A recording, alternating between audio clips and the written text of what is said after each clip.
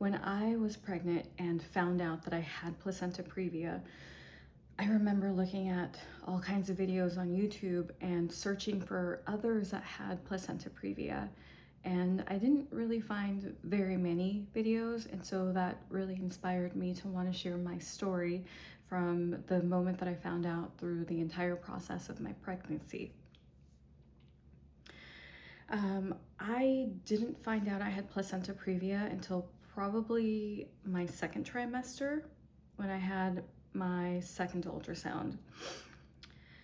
However, I did have bleeding very early on in my pregnancy. I was about maybe 6 weeks pregnant at the time, and I hadn't even told my family yet that I was pregnant. I had one person that knew. I hadn't even told my partner yet because I was terrified. I didn't know what to expect. And I remember I started to spot, and so I called my twin sister and said, "Hey, by the way, I'm pregnant. I'm bleeding. What do I do?" And she said, "Go to the doctor immediately, call them, make an appointment." And I did. I was able to be seen within a few hours and had an ultrasound. And I heard my baby's heartbeat for the first time, which was very reassuring, especially because I was completely not in a good state, being that I saw blood and was very early on. I was also experiencing some cramps. The doctor at that time told me, it's normal to have cramps. I don't remember if she mentioned anything about the bleeding. And at that time, I didn't know I had placenta previa. The second time I experienced bleeding, at this time, I also did not know I had placenta previa. I was probably about 16 weeks pregnant. And I remember I had bent over and I had attempted to pick something up that was really heavy. And I felt like a pull on my side. And shortly after that, I went to the bathroom and I did see some blood. It wasn't like a lot of blood, but there was like pink blood, just enough to be scared, but not scared enough to tell anyone or go to the doctor. It was just spotting. And I thought, okay, I really need to take it easy. And then, let me see, I would say, actually, it was closer to 18 weeks at the time. That was probably the middle of September. And then I, again, towards the end of September, had more bleeding, and I called my doctor at that time. I remember another time where I also attempted to lift something heavy. It was about 2 weeks after that second incident. And I attempted to lift something heavy, and I felt again like a pull on my side, like by my belly.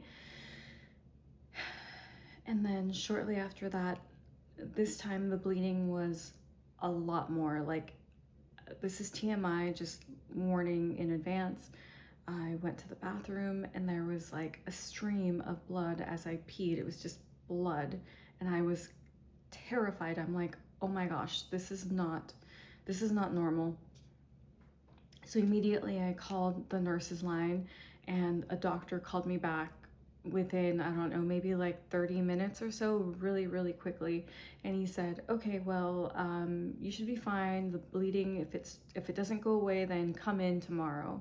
And I thought, this is quite a bit of blood. Like, I need to be seen by a doctor. And he said, oh, it's fine, not a problem.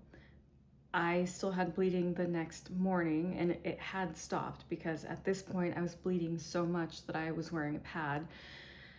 I didn't have any blood clots. It was just blood, like red blood. Like, it was just like coming out with like my pee. It did start to go away, it did start to dwindle. And by the next morning I went to the doctor. Actually, it wasn't the morning. I made an appointment in the morning. I saw her probably around like 2 in the afternoon, the soonest I could get in there. And she said, you need to go to the hospital. You need to go to the emergency room if this happens again. This is not okay. This is not safe. And that doctor, I had actually looked her up, was a bleeding specialist. And so she, after that, was like my OBGYN. Like, I made sure that I made all my appointments with her and saw her as much as I possibly could. She was amazing. Anyway, shortly after that, I would say about a week after, I again experienced more bleeding. And this was, I wasn't doing anything. I didn't lift anything heavy. I didn't do anything out of the norm to cause more bleeding. I had been walking a lot, more than I usually walk, and was more tired, I would say. Like, I live on the first floor, so I always take the stairs. I wasn't taking the elevator and was always walking. But I just remember that that day I had been walking a lot and was really tired, and I went to bed, and the next morning I woke up and there was more blood, and I thought, oh my gosh, this is not a good situation. I called the hospital, and they said, yeah, go to the delivery ward. We're gonna admit you, or we're gonna call your doctor. And my doctor was like, yeah, go to the hospital. I went to the hospital, they checked me out, and they're like, you know what? We're not gonna let you go. We're gonna hold you for observation.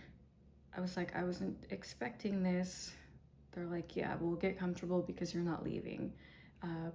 I remember when I arrived, they checked out my belly. They put those little sensors to hear my baby's heartbeat, and they immediately made sure that I was okay. They checked my vitals. They did an ultrasound that day, and I was able to see my baby. He was moving around. He was totally fine. He was totally okay. That was probably about week 23 at that point in time. And I was there for a few days. I don't know if it was 4 days, 5 days. I was there for a few days. They observed me to see if the bleeding stopped, and it did. And that's what they made me do. They wouldn't let me leave the hospital until the bleeding stopped for 24 hours. And so it stopped, and then 24 hours later, I was released.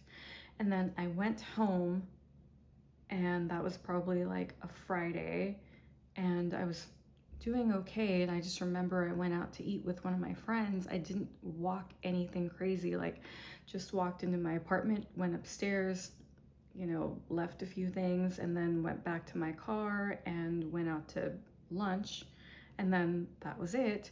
Then I got home, everything was fine, I didn't have any bleeding, went to sleep, I woke up, and then there was more blood, going back to mid-September, where I was had a pad that was covered in blood, that also at that time dwindled and went away.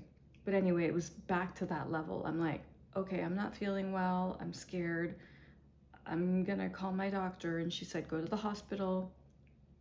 Again, I was admitted, and the entire duration of the 2 hospital visits was about 2 weeks.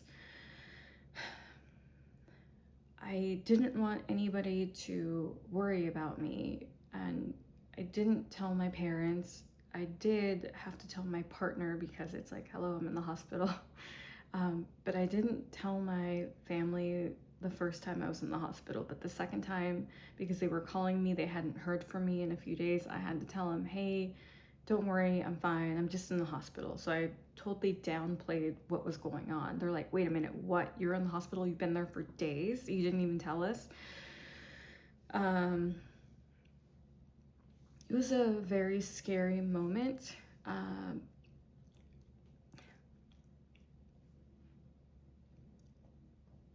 Probably the most scariest moment my entire pregnancy was, I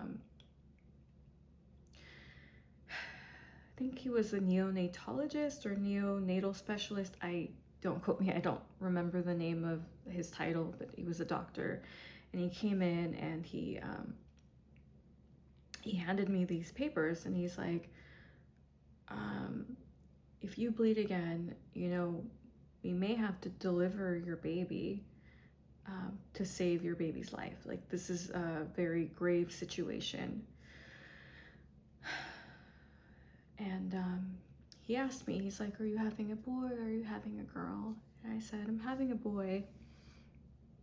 And he said, okay, well, I'm gonna leave you with these papers, review them, let me know if you have any questions.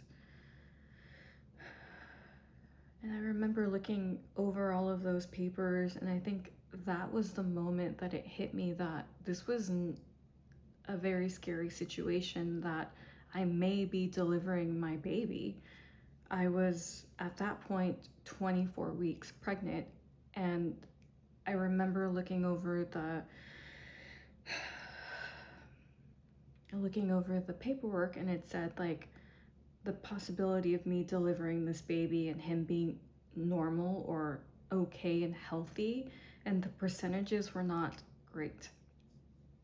It also indicated like other things that could happen if I did deliver him and if he was okay, other complications that would be involved. And I just felt so alone in that moment. Like no one understood what I was going through, because I didn't want to let more people know. I didn't want to share. I didn't want my family to be there. I didn't want to scare them. But I'm thankful that I was able to leave the hospital. Like I said, I was there at least a week. I think they kept me there for like 10 days.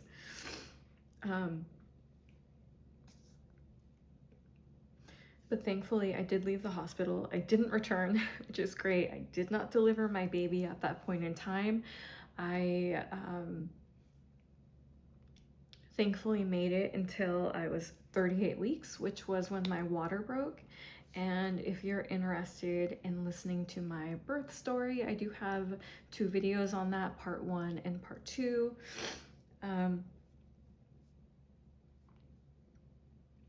Anyway, the reason why I made this video was to share my story, that if you're experiencing this, you're not alone. And I hope that my story brings some hope into whatever you're experiencing in your pregnancy, and to keep your hopes up, and to keep what helped me throughout my entire pregnancy and throughout this entire experience of being hospitalized a couple of times when I had placenta previa, was keeping a positive mindset and looking at what I wanted to happen in the future, was envisioning myself looking down from my own eyes and seeing my baby in my arms, hearing him, listening to him cry, and hearing the doctors saying that he was okay and that here is this healthy baby and whatever he weighs. I also scripted, like, I know this sounds crazy, but I wrote down exactly how I wanted my birth story to be, like delivering my son, and I wrote down his birth weight, and I actually wrote down the exact weight that he was, 6 pounds 7 ounces, which is mind-blowing to me. So from that experience, I had to stay positive and make sure that every day, every single moment that he was in my womb, that he was growing and developing, was a day where his chances would get stronger and better. And envisioning holding my son and being told by the doctors that he was healthy and completely normal and strong, and then also envisioning the delivery that I wanted, and then taking him home. And all of that is what helped me really get through this process. Anyway, thank you so much for listening, and I hope this was helpful, and I hope that you are doing well. So thank you so much. I hope you have a great night. See ya.